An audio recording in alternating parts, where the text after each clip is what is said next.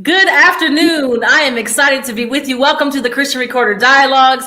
I am Reverend Morgan Dixon, hailing from the fabulous Forest Episcopal District. If you are an AME, go ahead and drop what district you're representing in the chat. I am excited to be with a friend who has preached at our church at DuPage AME Church, the Reverend Dr. Jerome Green, Esquire, the president of Shorter College in North Little Rock, Arkansas, which is the 12th Episcopal District. Good afternoon, Reverend Green. Good afternoon, Morgan. And I'm excited. I'm sorry? I see that what you're wearing, you're representing. I want to give a special shout out to LaRonda Collins, who I grew up with in the YPD. She made sure that I was set to go. Awesome. I am excited to have this conversation with you. We've been enjoying this series of talking with our AME college presidents. And I have to be honest that before you came and spoke for our annual Lay Day a few years back, Shorter College and all the wonderful things that were going, it was just unbeknownst to me. And so I'm excited to share with the connection, the wonderful things that is going on there. And so let's start with kind of an obvious question, kind of an introduction. You are a pastor, and I know many of our pastors in the AME Church are bivocational, but you kind of carry the role of pastor as well as president. And you have served the Connectional Church for many years in that capacity. How did you come to arrive at Shorter in the capacity of president? Well, first, I am a lawyer by training. Okay. And I have had many years of representing the AME Church, both in the 12th Episcopal District, also in the 9th Episcopal District. In fact, in a previous life, I was the attorney for Shorter College. But when the presidency opportunity came available, it's interesting. In a way, it's almost like God was answering a prayer for me because I was in the 9th Episcopal District. I was pastoring. I was serving as a visiting professor at my alma mater, Miles College, and also consulting and advising their president on how to move that institution forward. And I was pastoring at Gaines Chapel, AME Church in Anniston, and I was really engaged with Miles College, which is my alma mater. And we were doing some amazing things. And I said to myself and to God, I said, God, I would like to be able to use the gifts and the talents that you have given me to advance the AME Church, my Zion, my faith. And it was not long after that I got a call that Shorter College was moving toward seeking to regain its accreditation, had obtained candidacy status, would be able to receive federal funds, and they were seeking applications recruiting the president. And I submitted my name. And of course, I was known to the people in the 12th District and to the board. And as things turned out, I was invited to come. So that is how it happened. That's wonderful. So you were uniquely positioned, certainly, and it sounds like it was divinely ordered for you to be there. You had the set of skills. You were prepared. And the opportunity presented. I would say that everything that I've ever done throughout my life and through my career was preparing me for this day when I would be able to do something for God's people in a meaningful way. And so Amen. I'm grateful for the opportunity. Amen. Amen. So we are coming out of a pandemic, and I don't want to pivot too far beyond that. And I just would like to say, what has been your greatest learning as having to lead an institution through these challenging and different times? Well, I think there's been a lot of creativity, but we're excited to hear how Shorter has done. 2 or 3 things.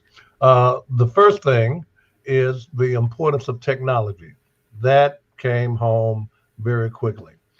The second thing, the importance of academic technology training Having technology is one thing.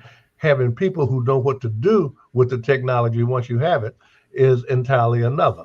And then the third thing is the recognition that technology is a double-edged sword.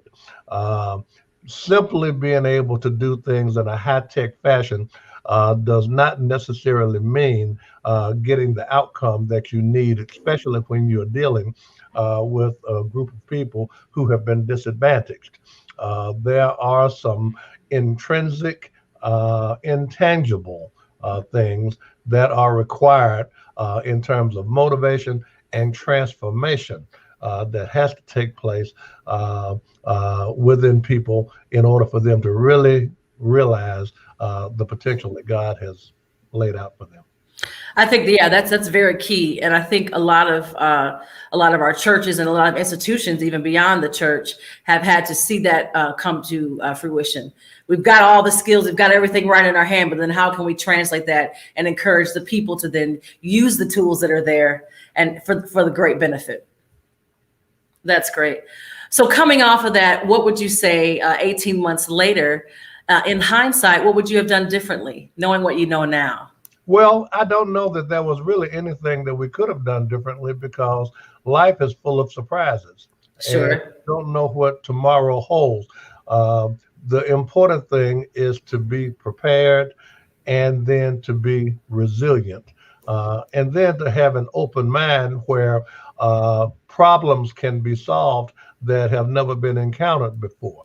And so those are the things that have allowed Shorter College to be able to do the unexpected in terms of moving from a place of impossibility to a place of possibility. There we are. So paint the picture for us. Shorter College is located in North Little Rock. That's an urban area, or kind of give us, for those who have never been to that area, give us an idea of what we're looking at. It is an urban area. There is a Little Rock metropolitan area. It consists of two cities. There is Little Rock, which is a separate city. And then there's the Arkansas River that runs right through it. And if you are south of the Arkansas River, you are in the city of Little Rock. Mm-hmm. If you are north of the Arkansas River, you are in North Little Rock. And Shorter College is in North Little Rock. We sit at the corner of the river and the Clinton Library. Wonderful, wonderful. And the programs that are offered there, is Shorter College it's a 2-year college? Shorter College is a 2-year academic degree granting, associate degree granting academic institution. Shorter College is not a vocational school. And Shorter College is, I believe, the last remaining private 2-year HBCU in the country. All right, all right. We are very uniquely positioned in that regard, and we are very proud to hold that distinction. And having that distinction opens a lot of doors for Shorter College to work in collaboration with other institutions. What are some of your partners who you work with, or other institutions that you work with? Well, certainly we work with all of the other HBCUs in the area. And we send them students when our students graduate.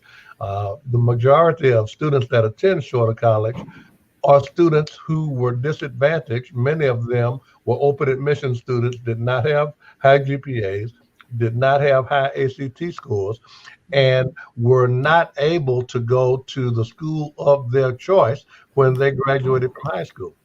In fact, many of them did not go anywhere until life sent them back to school, and they found Shorter College a place where we have a motto, "You fit here." Our motto also is path to possible, so that there can be a trajectory. One of our greatest partnerships is the Arkansas Workforce. We just entered into a sub-grantee contractual relationship with the Arkansas Workforce through the U.S. Department of Education. The total grant amount is $13 million. And we did that in partnership with the University of Arkansas at Fayetteville. Shorter covers the urban part of the state in the metropolitan Little Rock, North Little Rock area. Our portion of the grant is $3 million, and we are providing micro credentials and other tangible job skills that are made possible by our collaborations with IBM and with the Apple Corporation. So persons can come to Shorter College, and if you have a Shorter College student ID, you can become proficient through IBM and Apple in cybersecurity, in computer coding, in blockchain, and in other areas that are very pertinent to modern life and business. That's wonderful. There's a question that was asked by one of our viewers that says, would it be accurate to say that Shorter is our HBCU, that it's a feeder to other HBCUs, or is it very accurate? Okay. That would be very accurate. We consider Shorter College to be a jumping off place, and one of our aspirations is to be the recruiting destination for other HBCUs and majority institutions that are looking for people from minority communities and disadvantaged communities together, develop core competencies, and are ready to go to where life can take them to. That's wonderful. That's really great. You spoke of opportunities and preparing for next steps.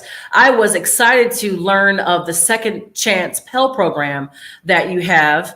And if we can cue up those slides there, I want to show some of the opportunities that you have worked with. And if you could talk a little bit about the Second Chance Pell program. Second Chance Pell is probably one of the programs that I am most proud of.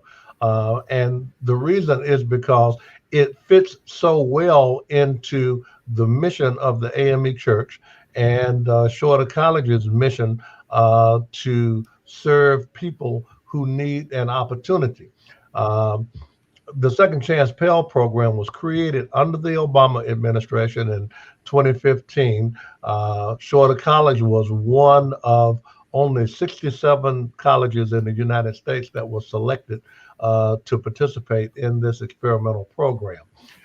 Many people may be aware that the 1994 crime bill made it unlawful for an adult who is incarcerated in a prison to be eligible to receive a Pell Grant. What that essentially means is that out of all of these young people who find themselves being arrested and charged with crimes and getting criminal convictions, those persons have found themselves ineligible to get higher education. And the statistics now show us that this change, the 1994 crime bill, resulted in mass incarceration, which has resulted in hurting the economy and the labor market. So, believe it or not, there is a bipartisan support for Second Chance Pell. That may be the only issue that I'm aware of where there is support from the left and the right for something. But people have come to understand that mass incarceration and recidivism is hurting the country, hurting the community, and anything that hurts America in general hurts Black people worse. So we have suffered, but this gives us the opportunity to take these young people and give them a chance to come out not the same way that they went in, but to come out with a set of skills and a degree that can let them be tax-paying, productive, law-abiding citizens who can contribute to the society. So I think that this is something that the AME Church as a whole can be very proud of. Wonderful. That is great. I'm not familiar with any other of our schools that have such a program. So this is pretty groundbreaking. It might even become a model for There others. are there were only 3 or 4 HBCUs in the whole nation that were selected to participate in the first round. And of course, there were only 67 schools out of the 5,000 colleges and universities that were selected to participate at all. They have had a second round. There are 2 or 3 others.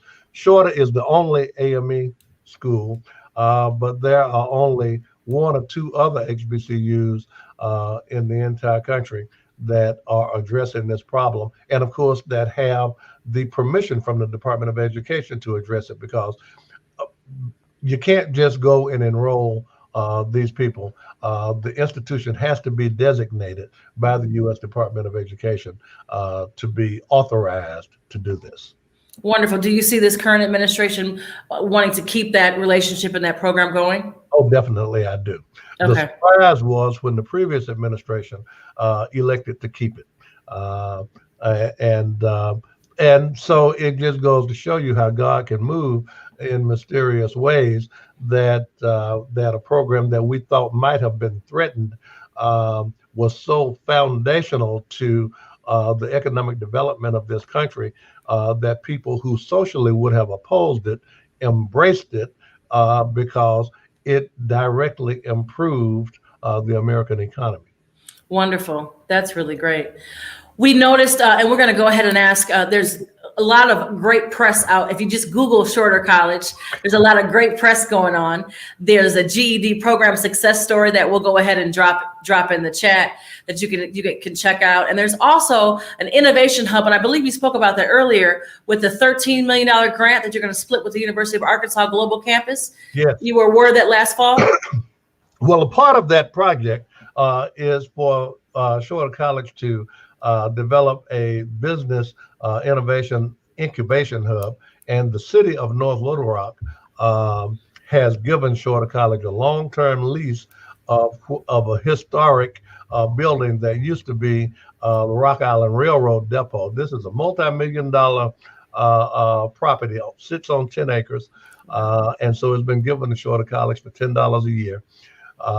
And we will be developing there a business incubator to support small business, to help entrepreneurs. We offer a major in entrepreneurial business, and again, a degree program like entrepreneurial business is so important when you are serving a population that may have been underprivileged, because many of these people may have things in their backgrounds that will give them problems getting jobs, even after they get degrees and get skills just on general principle. And so we offer a degree in entrepreneurial business that will enable these people to overcome their histories by creating their own jobs and going into business for themselves. That's wonderful. That is outstanding. How many students are currently enrolled at Shorter College? This, notwithstanding the pandemic, Shorter College had 624 students enrolled this past spring, and that includes the Second Chance Pell students, where we operate at 8 sites around the state in the correctional facilities, in addition to our main campus population. This summer, we have about 400 students, and our projected enrollment this fall is about 650. You'll be completely back in the classroom in person in the fall? We will be going back. We are determining now what protocols we need to have in place to ensure safety. We have a vaccination program in conjunction with the Arkansas Department of Health, so that anybody who wants to be vaccinated, faculty, staff, or student, can be vaccinated. And we are in the process of developing a health and wellness clinic in conjunction with the Arkansas Department of Health that will go beyond vaccinations, because we believe that a healthy student is a successful student, and because we are in an urban area. That also means that access to healthcare by people in the community is also limited. And so it would be our objective that that this project could grow to become a fee-for-service entity that serves the community. That's wonderful. What study programs of study do you offer at Shorter College? We have 6 majors. The newest of them is computer technology, and that is what we're most excited about. Again, the relationships that we have developed with Apple and with IBM are priceless in terms of giving Shorter College the capability to offer students at the 2-year level a degree and skills that will make them marketable in today's society. That's wonderful. That's wonderful. How would you say alumni giving and support is, with it being a school that is feeder? We've even got some people in the comments who have talked about the blessing that Shorter College has been to them personally. How do you find that many of the alums come back and give back to the current students or make their way back to Shorter? That alumni support is growing. Okay. And so we're just excited that our alumni are excited that Shorter College has had a revival. And of course, one reason that you didn't know about Shorter College before I came to preach at DuPage is because a lot of people didn't know about Shorter College. Even though Shorter was founded in 1886, like many HBCUs after integration, it had a down period. And in the 1990s, late 1990s, it had a significant time that was difficult. The accreditation was lost and remained lost from 1998 until 2012. So there's a period of time there that the institution was absolutely dormant.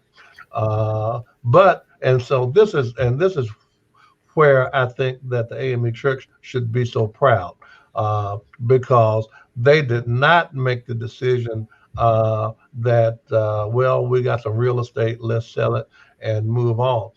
They stuck to the mission of the church of providing for God's people, including education, and had the commitment that even though now might not be a good time, a time will come.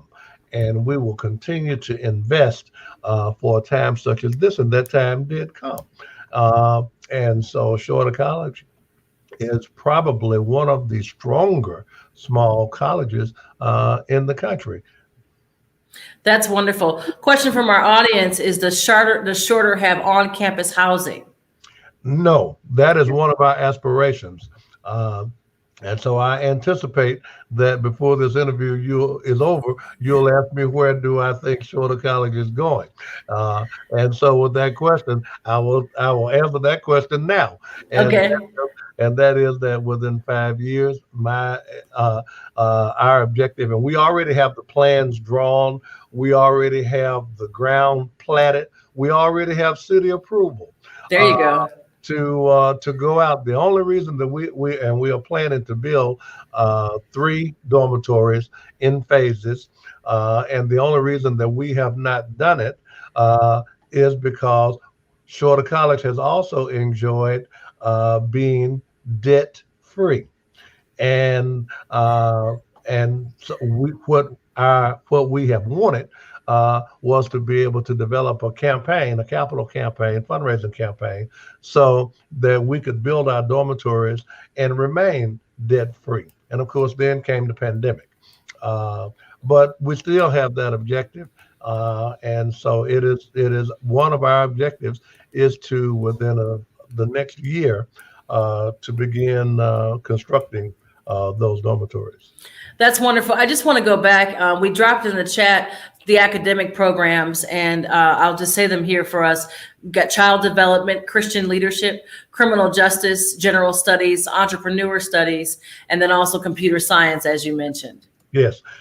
And we are also working with our various partners in the state to develop a strong core curriculum in STEM in general. Because one of the things that happens is there is the pool of African Americans who have the core competencies in STEM are too small. Mm-hmm. And so it is one of our objectives is to address that problem by developing a strong STEM opportunity in an environment like Shorter College that is nurturing, and that is comfortable to our people. Wonderful, wonderful. How is the accreditation and fiscal solvency of the college? Okay, you're ready for me to brag now, right? This is what Okay, this is the question that I love. Okay, this is the bragging moment, and that is Shorter College has full accreditation. In fact, we just were reaffirmed for our accreditation for a 10-year period in 2018. So Shorter College is accredited is fully accredited until 2028. Praise the Lord. And without conditions and with commendations from our accreditor. Fiscally, I just got through saying that Shorter College has no debt. Shorter College's enrollment has been at the 600 student per year level. And our threshold for solvency, because we don't have great endowment, we don't have large donors giving, so we are strictly an enrollment driven institution financially until such time as we are able to develop the kind of donor base that we want. Our operating threshold is about 300 students or less, actually. So Shorter College is in the black. We have the ability to invest in developing. We have a small faculty, about 10 full-time faculty. We use a lot of adjuncts. So total number of persons employed is about 100. But we have been able to, through relationships, receive funding for development. So Shorter has put about $1.5 million in campus beautification. The campus is beautiful. It is our anticipation to invest another $500,000 or so this coming fall, because we believe the street appeal is important to how people feel about where they go to school and where they want to go to school. So we have flowers and shrubbery. We erected 77 lights on our small campus. That's a lot of lights. That's a lot of lights. But what it means is that when you come out at night, it's not dark, it's not dreary, it's welcoming. Students feel and faculty feel comfortable being here, and persons from the community feel comfortable coming to our campus.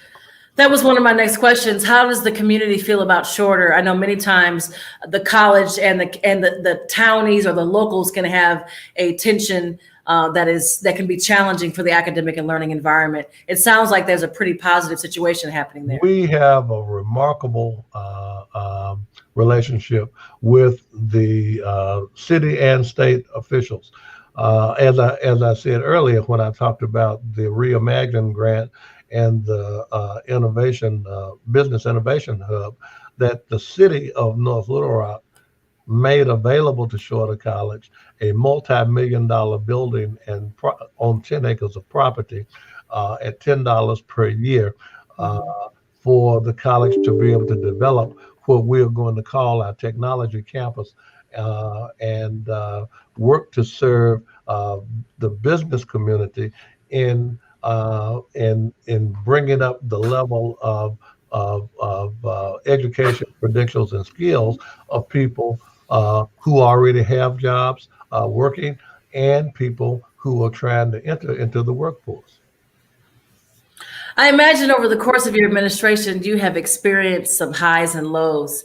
And I'm wondering if you might reflect just a moment on some of those. You certainly have shared many of the highs, but what have been some opportunities that you have risen to the occasion? Because you sound as if things are on the up and up. But what Well, are some, if you can share and reflect on that with us? well, first, let me just say what it was like when I arrived at Shorter in There you go. 2012, after having had no accreditation from 1998 to 2012. There were no students, two, maybe three, four. There were no full-time faculty. There were only a handful of staff. I think there was a dog that uh, lived outside the administration building, if you want to count him as being a part of it. And we had an old van that some homeless people lived in. Uh, we did not, people in the community had counted Shorter College out and down. So again, I talk about the AME Church as having the will and the vision to carry out a mission. And of course, if you believe in God and in eternity, then 12 or 13 years is really not that long. It's a blip, yeah. It's a blip on the screen. And so that is what we found here. I have to give credit to my bishops who have been chair of the board and who gave me the opportunity to serve. Bishop Green was the bishop here from until 2012, and it was his vision to bring Shorter back to life and have it reaccredited. So I call that the Lazarus period. And he did, and that should forever be a part of his legacy. And of course, then Bishop Mitchell came in 2016, and under his tenure, we have had the chance to grow, expand, and to develop. So I would call that the growth and development period. So now we're ready for the next phase. We're ready for the next level to move into a completely different category. So that was a low when I first arrived, because everybody said, you can't make it, don't you try. It's impossible. You won't get a real accreditation. And when we got accredited and had some students that were going, people said they're lying. And then when we kept going, people said, well, it's not going to last. And then it did last. And so then they stopped talking and started looking. And people started coming to join what was a success story. Praise God. I know a little something about that coming from Morris Brown. When they count you out, the best way to silence the naysayers is just to put in the work. And it sounds like you have done an excellent job of leading Shorter in this direction. Well, we thank God for the blessings. I thank God for the leadership, and you cannot discount the benefit of having an AME bishop as the chairman of your board of trustees. I mean, I just came from the legislature this morning where we were working on getting funding for an appropriation specifically for the HBCUs in the state. And our state legislators like to call on us and have us involved because our board chair, Bishop Mitchell, can fill the legislative hall with clergy in collars saying, do the right thing.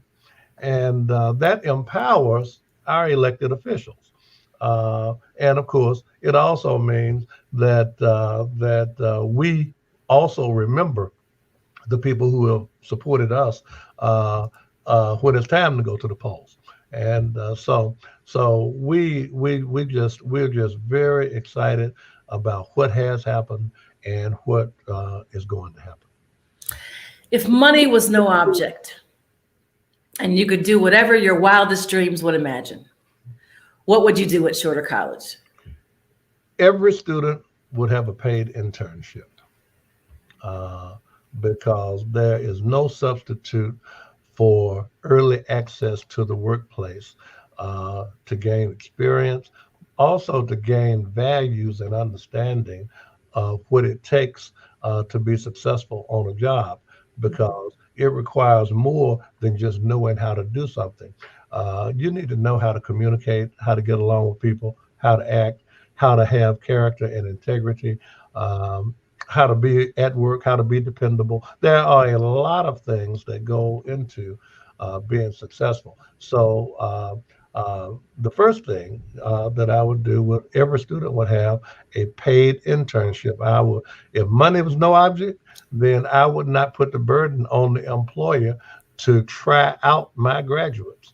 I would give them the money to pay to our graduates, to let them show how valuable they are. So that's the first thing. The second thing is every student would have a scholarship, uh, because when you are worried about food insecurity, housing insecurity, and other insecurities, it's difficult to focus on trying to improve your mind.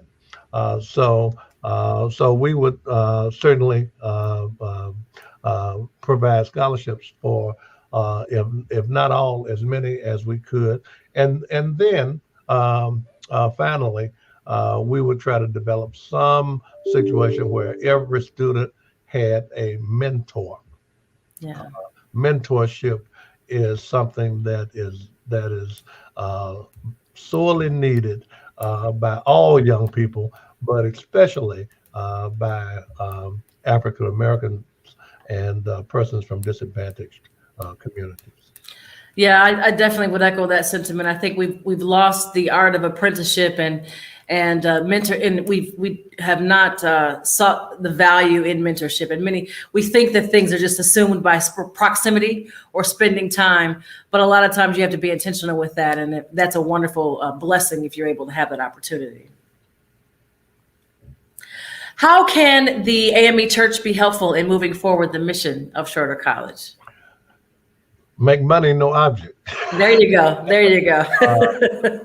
No, but something that is doable and is reasonable, is that the church could consider possible ways to assist its institutions of higher education, at least those that are in the domestic United States, that are associate degree granting or baccalaureate degree granting, to have endowments. Uh, uh, an additional $100,000 per year uh, that is dedicated to an endowment would enable the colleges to access another $100,000 in Title III funds. So instead of 100,000, you got 200,000. In 5 years, you would have $1 million. And it is through the endowment process that institutions become able to operate at a higher level, where it does appear that money is no object. That it's critical that you have not only rainy day money, but money for good days, so that the days ahead can be better. Yeah, I definitely would agree with that. I think we have learned quite a bit about Shorter, and I wonder what the average student. You talked about many of them are second chance students, but do you find that you have more traditional fresh out of high school students or more continuing education? I've worked a while and I want to go through with my degree at this The time. majority of our students are non-traditional, Okay. but that is changing. Uh, Hmm. as again, as Shorter continues and our reputation grows, uh, Hmm. and persons in the community discover that Shorter College is um, a viable choice, then you begin to think about, well, It's close to home. It's in my neighborhood. It's got the most inexpensive tuition, of any other school in the state. Uh, the quality of the education is on par with any other school. The cost of attending is and on and on and on. These values are what would make traditional students also choose shorter college as time passes, and shorter continues to make a footprint in the marketplace and in the community. That's wonderful. I want to thank you, Dr. Green, for sharing with us. This has been a wonderful treat to hear about Shorter College from you. Its leader at the helm, President Jerome Green, Esquire. And I'd like to encourage all of our viewers and watchers to support Shorter College. The information has been scrolling on the bottom of the screen here.